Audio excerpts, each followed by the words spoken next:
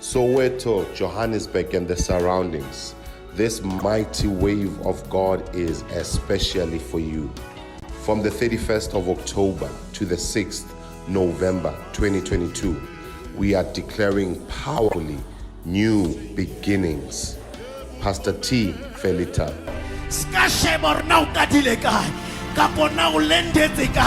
Problem ha se mo lendetseng teng, problem ke gore na o ya kae ho tloa mo lendetseng teng. Bana beso ha re dule airport, re lenda airport, mari destination ya rona high airport e mo re yang teng. Apostle T. Nzama. Yahanjwa manje sekhaya, hayibo sekhaya, sekhaya wamakhosikazi aseSoweto, sekhaya wamantombazane. Reverend G. Ngwenya. Uthi nanoma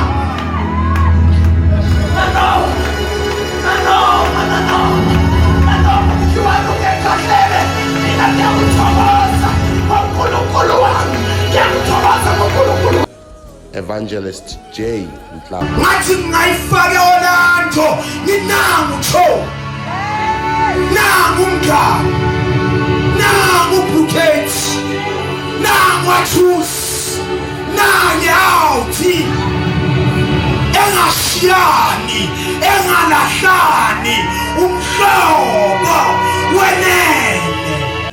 Bishop J. Kunene. uNkulunkulu ayempela zabo abakhoza ama-stockings, abakhoza iy'nwele zamahashi, abangakhozi uNkulunkulu bami benginazo iy'nwele ekhanda ngaphandle. Apostle E. Nzama. About 12 ibona kanye abohambo lwakho, ungazibukeli phansi ngenxa ye number of people in the church. Number does not speak, number does not say much in God's presence, but what say much is the quality. You can have the 1,000 but totally there's no quality. Pastor J. Shondlan. We believe the report of the Lord, for the report of the Lord said, by his stripes I'm healed. I'm healed. Don't die in the problem. I've got to rise up and speak like for a man with leprosy. I can't die here. Why sitting here until I die? I'm building. And your host, Pastor T. and Z. Ngwenya. Make a date you don't want to miss.